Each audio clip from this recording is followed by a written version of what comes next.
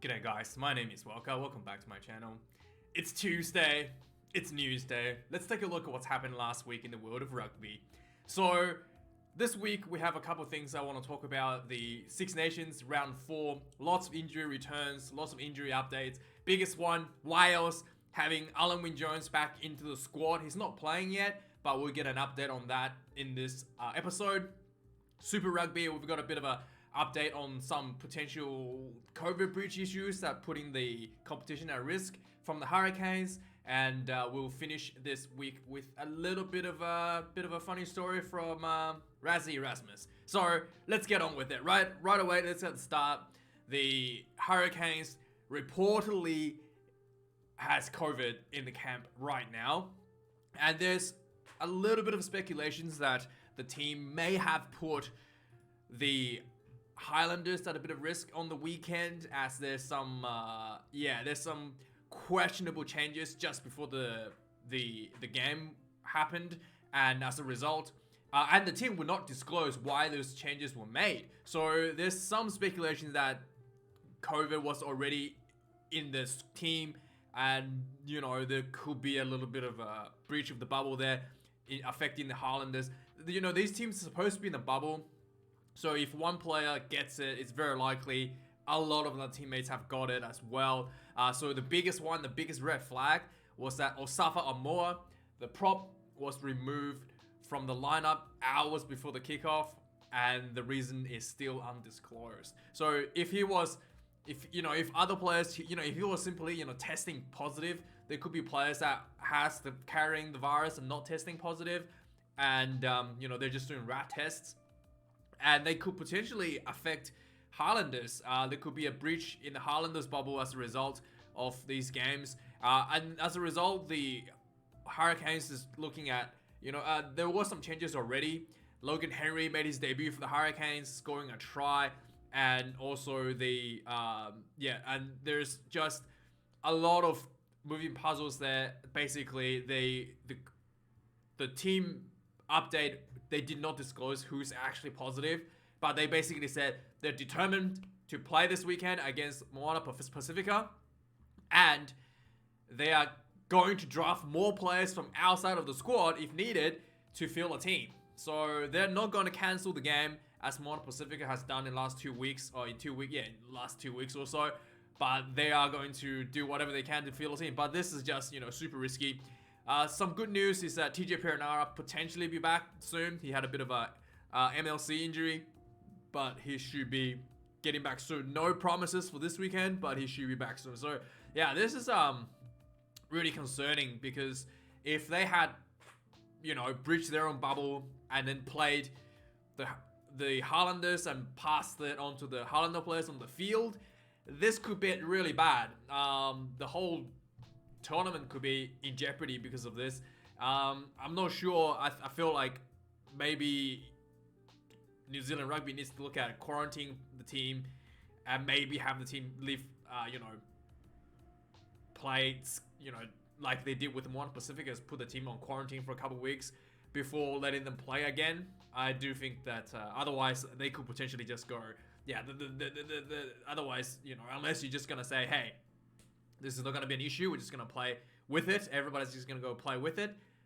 Unless you're going to come out and say that, otherwise it's going to be very likely that the bubble could be bridged to another team. So yeah, we'll just see how this goes. We'll keep an eye on this situation. So on the weekend, obviously, the biggest news came out is Moana Pacifica made the debut. Obviously, the Fijian Drua claimed their first historical win over the Melbourne Chokers. The Rebels have all the talent in the world, no heart, and you thought last season was bad from the Rebels. They are only getting, they're only getting worse every year. And great game for the Fijian Drua. Shot a lot of heart in second half, a lot more switched on than the Rebels. Were able to catch the Rebels off guard to score a couple tries, and then eventually closed out the game with just, really, really good game management, really, really good goal kicking. Something that, you are not expecting from the Honduras. You expect them to just, try to brute force their way through for tries. No, they managed the game. They kicked the goals that there was needed to be kicked, despite having like a yellow card at one point, sending them down to 13 players. Still able to manage the game and win the match against the Rebels. Yeah, really good effort. And the Melbourne Chokers is probably yeah. There's just, I don't know what else to say. They've been so poor for many years now, despite having the best players in the world. They're gonna tell you that it's because, you know, they're missing players, because, you know, Rhys Hodge is banned for one match. It's all garbage. The team has been going downhill for many years, and they're only getting worse. So there needs to be like a management change in the team to switch up the culture. Otherwise, it's just gonna get worse. This team is just, it's a culture issue from the Rebels, not really because of the talents. And also there was a lot of talk about Roger Tuivasa-Sheck for the Blues. To be honest, I support the Roosters. I never heard of this guy, so I don't know. Literally the first time I saw this guy was when he debuted last week for the Blues. So yeah, say what you want. Probably just me, because I live in a bubble, in the Roosters bubble. But yeah, apparently he's Dally M 2018. But yeah, I thought, you know, some people were saying that, oh, he's so good, this is best NRL debut ever. I thought, probably a bit, you know, bit of a stretch. You know, you do remember there was a guy named Brad Thorne who debuted from NRL. So, I mean, even Sonny Bill Williams, I don't think he was super slick from his debut, but Sonny Bill Williams was also someone that made a huge impact regardless. So yeah, anyway. So that's just some talks there. So obviously Six Nations hitting up, going to the final two stages. There's a lot of backdoor chat between the teams. But, you know, I think this is one that kind of like strikes me the most, that England is hosting Ireland this weekend, the biggest game this week. Probably the biggest game of the tournament will decide who would eventually go out to win the championship, potentially. And, you know, England is on the verge of being a huge performance, according to Paul O'Connell. I do kind of agree with this. I felt like England showed something that they kind of lacked last year, against the Welsh on the weekend, 2 weeks ago rather. And I do think the way that Ireland played against Italy, it does showing that despite Ireland being the favorites, having, you know, at their best, theoretically, we should be able to beat England. I felt like Ireland lacked a little bit of leadership, especially in that, you know, second half, especially without Johnny Sexton on the field. Not second half, especially when Johnny Sexton on the field, lacked a bit. So there's a big task ahead for both teams. Some injury updates for England's side.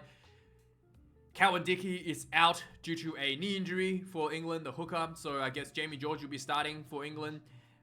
This is following a lot of injury already sustained over the season. Manu Tuilagi never got to actually play for England due to his injuries. So more injuries, some more issues. Lewis Liner was initially in the England squad. He tested positive for COVID. Liner was, you know, one of the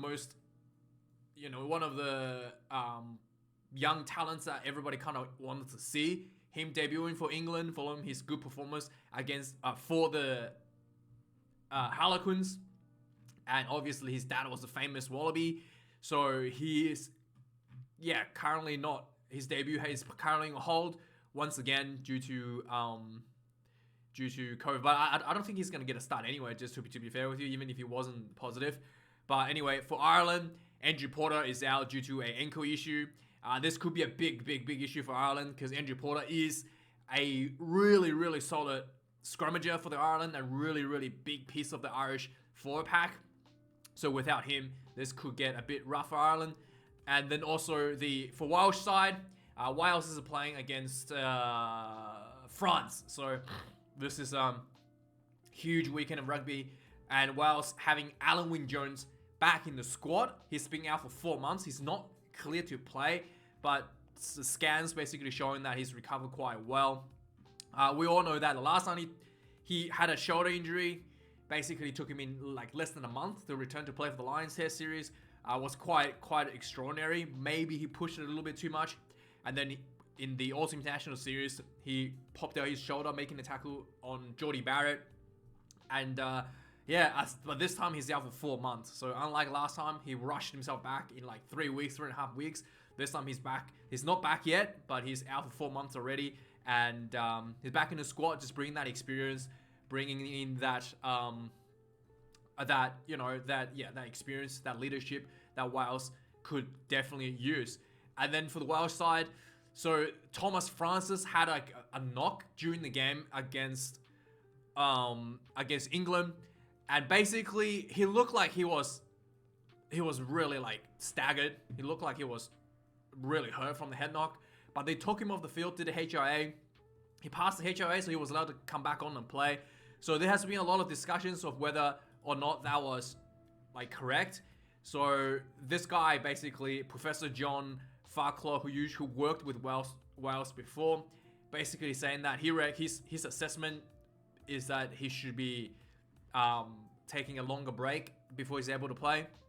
But under the current protocol, I think the Francis is clear to play and he's available for selection. So under the current protocol, he's passed everything. He's taken, it's almost 2 weeks now of a break. So yeah, it's just a bit of like HLA is a bit of one of those things that it's hard to like assess, and depends on your opinion. It could be like literally from nothing to the world's crumbling down. You have to put a break on it. So it's really hard. That's basically the situation here. One side says that he's completely good, ready to go, and the other side says he needs a longer break due to like being severely hurt in a head injury during the match. But yeah, that's the kind of like what Welsh is going on there. They do kind of need Tomas Francis for France if they want to have a chance. Josh Navidi gets caught in the Welsh squad, and that's a big boost for the Welsh side. And then Ellis Jenkins gets released to play for his clubs for the weekend. So England also, 2 big back rows return for England. Sam Underhill and Alex Dombrandt returns for the England selections. Dombrandt was tested positive, so it really depends on whether or not he's cleared from the virus to be available for selections. But Underhill has been battering a lot of knee injuries over the last few weeks, I guess over the last few months, and then he will be assessed his fitness before his availability. So yeah, I would like to see Dombrandt play because he's quite good, I would say, and he really showed a lot of talent for the England side in the last game against Wales. And then Scotland has a bit of a issue coming into this weekend against Italy, but it's Italy, so I don't really expect too much of an issue. So Van der Merwe got a red card for this. So I thought that's probably a bit too much for a red card, a match ban. I mean, it's just reactions, fending a player off. I don't think he meant to hit the player in the face with his elbow. He just wanted to fend him off. That's like, this is basically your natural instinct. Someone's coming in to... I mean, again, you can probably blame the tackler for being too high. To be really frank, he's coming in high at Van der Merwe. But some of these rules are a little bit 50-50. I don't think... they probably have to look into some of these rules a little bit better. But Van der Merwe gets match banned, so he's not going to be available to playing for Scotland this weekend. So how long is the match ban actually?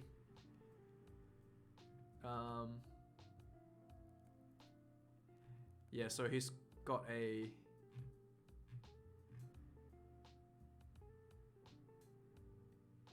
but anyway, so yeah, it's just, I thought this is probably a bit too harsh, but anyway, it's Italy, so it's not really that much of an issue. And then Adam Hastings finally gets called back into the to the Scotland side as the second 5'8". So the Scotland has been playing with only one 5'8" in the squad for the start of the the first 3 rounds of Six Nations. Adam Hastings finally gets called into the squad, and he will be probably playing against Italy this weekend. So this is something that kind of follows the some criticism for Finn Russell's work rate. So there's some videos that kind of went viral about Finn Russell's not working hard for his team. So let's have a look at the criticism. I do think it's a bit hard done by, to be honest. I think it's just, it's the media, talking shit. So let's have a look. Let's make some judgment here. Let's see what happens. So basically, this is basically the front's scores here. Finn Russell gets the ball.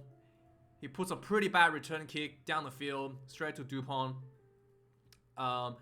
So Finn Russell, you can see here, he's chasing Dupont. I don't know if you guys can see. Maybe I can make it bigger. Maybe just make this full screen, right? It's blurry anyway, but we'll see how this goes. So he's chasing Dupont, right? And Dupont's here. He's chasing Dupont. So he's just kind of jogging. So obviously, so here's the thing, right? People say that he should be sprinting after Dupont, but I mean, he is way out. Like, he's already done the kick. He's done quite a bit of running chase already. He's probably a bit, tired already, right? And then he doesn't really want to completely burn himself out for nothing. I mean, what he could have done is probably swept across here and cover these players. But let's see. I mean, he's already did the chase, and he can rely on his players to cover the defense, right? There are other players on the field that's there to sort of cover him after he's done the sprint to chase the ball down. So this bit here, I think this is definitely misleading here from the video editor. The video editor is basically saying that he could have ran straight here and covered this gap here where France scored, but the reality is he can't run through here, because if he runs through here, the ball touches him, it's a yellow card. If he obstructs this pass between the French team, this is a yellow card. So he has to actually go around here, or go around this way, which is something that she probably should have done. Go around this way. No, he actually can't go around this way, because you'll be interrupting the passes as well if the French goes wide. So his best option is to actually go around here, which is what he does. So if you watch a bit further, he runs around the ruck. He didn't run straight through, because he knows if he runs straight through, the ball gets touched, it's a yellow card.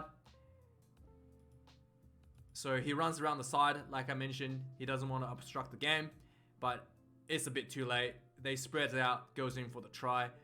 But I mean, I think it's a bit too harsh the way they said it. He did the chase, and it's up to his teammates, and he fails to obviously make the tackle.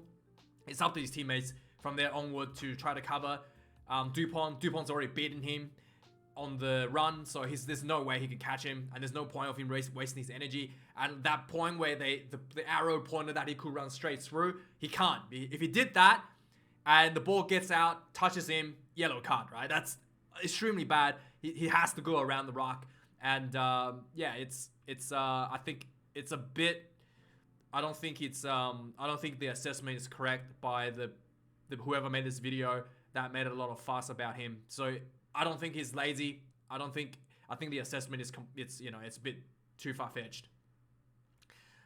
There's been some talk from this guy Christian Wade about how rugby could learn from NFL, which I do agree. He used to play rugby. He thinks that rugby needs to kind of like allow their players to develop a little bit. I do agree. I think that's probably one of the reasons why rugby is struggling a lot financially. Finally, Ian Henderson gets called in the Ireland squad after testing for COVID. Positive for COVID, and then Jeremy Lugman gets caught up as a result of Andrew Porter's injury. So the All Blacks fixtures has been more kind of like clarified a bit more, as more information came out. So the Ireland has a 3-game test against the All Blacks in July, and the 3 games will be played in the Auckland, Wellington, and Dunedin, and then there will be 1 game at Eden Park against Wallabies against the All Blacks for the Bloody Silver Cup. And then there will be 2 more games against the Pumas in Christchurch and Waikato. And then finally, the All Blacks will be playing 2 test matches back-to-back against the Springboks in South Africa to finish off the Rugby Championship. That is a huge game. They haven't been to South Africa since 2019, or 2018, actually. So, yeah, that is huge for the game in South Africa, and will be a massive game for the Springboks. Finally, there's some... finally, I think this will just finished here. Finally, there's a bit of a Gift giving, obviously, after each matches. There's a funny gift that's been given to Rassie Erasmas. Rassie came out like an interview. He talked about his thoughts on his ban and everything. But there's a funny detail that came out of it is that after the England game last year, when England beat the Springboks, you know, everybody giving each other gifts. Joe Mala gave, you know, Rassie a bottle of wine, and then Manu Tuilagi gave the team manager a teddy bear and told him to pass it on to Rassie Erasmas. And Rassie is just like, is he calling me a crybaby? He thinks it's quite funny. He's someone who can take a joke on the chin, and he's not sure. He wants the clarification whether this is a teddy bear for his daughter or it's a teddy bear for him. But yeah, it's quite funny how I think Manu Tuilagi decided to give him a teddy bear for the post match. But yeah, that's the news this week, guys. Thank you for watching. Really looking forward for the Six Nations this weekend. And yeah, like, comment, and subscribe, yada yada yada. I'll see you guys for the previews for the Six Nations. Cheers.